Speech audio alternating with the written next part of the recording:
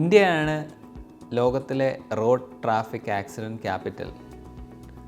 ഓരോ ദിവസവും ലക്ഷക്കണക്കിന് ആൾക്കാരാണ് ഇന്ത്യയിൽ ഈ റോഡ് അപകടത്തിൽ മരിക്കുന്നതും ഗുരുതരമായിട്ടുള്ള പരിക്ക് പറ്റുന്നതും. അതിൽ തന്നെ ഏറ്റവും പ്രധാന മരണകാരണം എന്ന് പറയുന്നത് ഹെഡ് ഇഞ്ചുറീസാണ്. അതായത് ഏകദേശം 40 മുതൽ 80% ആൾക്കാർക്കും മരണം സംഭവിക്കുന്നത് തലച്ചോറിൻ്റെ പരിക്ക് കാരണമാണ്. ഈ തലച്ചോറിൻ്റെ പരിക്ക് അല്ലെങ്കിൽ ഹെഡ് ഇഞ്ചുറീസിൻ്റെ മാനേജ്മെൻറ്റിൽ ഒരുപാട് മാറ്റം വന്നിട്ടുണ്ട്, അല്ലെങ്കിൽ റീസെൻ്റ് അഡ്വാൻസസ് വന്നിട്ടുണ്ട്. അതിൽ ഏറ്റവും പ്രധാനപ്പെട്ട ഒരു കാര്യമാണ് ICP മോണിറ്ററിങ്, അല്ലെങ്കിൽ ഇൻട്രാക്രൈനൽ പ്രഷർ മോണിറ്ററിങ്. നമ്മുടെ തലയോട്ടിയുടെ അകത്തുള്ള പ്രഷർ മോണിറ്റർ ചെയ്യാനുള്ള ഒരു ഉപകരണമാണത്.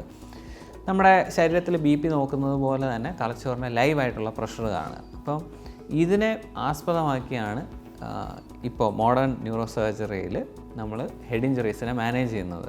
അൺഫോർച്ചുനേറ്റ്ലി ഈ സൗകര്യം അവൈലബിൾ ആയിട്ടുള്ള വളരെ ചുരുക്കം ഹോസ്പിറ്റൽസ് ഇന്ത്യയിൽ തന്നെ ഉള്ളൂ. അപ്പോൾ ഇതിൻ്റെ ഒരു അഡ്വാൻറ്റേജ് എന്താണെന്ന് പറഞ്ഞാൽ ഒരുപാട് പഠനങ്ങൾ കണ്ടെത്തിയത് ഈ ICP മോണിറ്ററിങ് ഉപയോഗിക്കുമ്പോഴത്തേക്ക് നമ്മുടെ മരണസാധ്യത കുറയുന്നു. നമ്മുടെ തലച്ചോറിൻ്റെ പരിക്ക് മൂലം വരുന്ന ICU സ്റ്റേ, ഹോസ്പിറ്റൽ സ്റ്റേ, അത് കാരണം ദീർഘനാളുള്ള ഇഫക്ട്സ് എല്ലാം കുറയുന്നതായിട്ടാണ് കണ്ടത്. ഇത് ചെയ്യുന്നതെന്ന് പറഞ്ഞാൽ ഒരു ചെറിയൊരു കീ ഹോള് നമ്മുടെ തലയോട്ടിയിലുണ്ടാക്കി അതുവഴി ഒരു ചെറിയൊരു പ്രഷർ മോണിറ്റർ നമ്മുടെ ബ്രെയിനിൽ സ്ഥാപിക്കുന്നു. അത് യൂഷ്വലി 2 മുതൽ 3 ദിവസം അവിടെ ഉണ്ടാവും.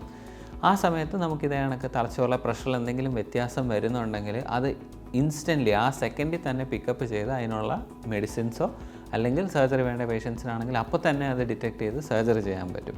മുൻകാലങ്ങളിലാണെങ്കിൽ നമ്മൾ ഒരു 6 മണിക്കൂർ 8 മണിക്കൂർ അല്ലെങ്കിൽ 12 മണിക്കൂർ ഗ്യാപ്പിലൊക്കെ CT എടുത്ത് നോക്കണം. അപ്പോൾ ഇതിനിടയ്ക്ക് ഉള്ള സമയത്ത് എന്ത് അസ്വസ്ഥത ഉണ്ടായാലും പലപ്പോഴും അത് പിക്കപ്പ് ചെയ്യാറില്ല. അപ്പോൾ അതാണ് ഈ ICP മോണിറ്ററിങ്ങിൻ്റെ അഡ്വാൻറ്റേജ്. അപ്പോൾ ഈ ICP മോണിറ്ററിങ് ഫെസിലിറ്റീസ് നമ്മുടെ ഇവിടുത്തെ ന്യൂറോ സർജറി ICUവിൽ അവൈലബിൾ ആണ്.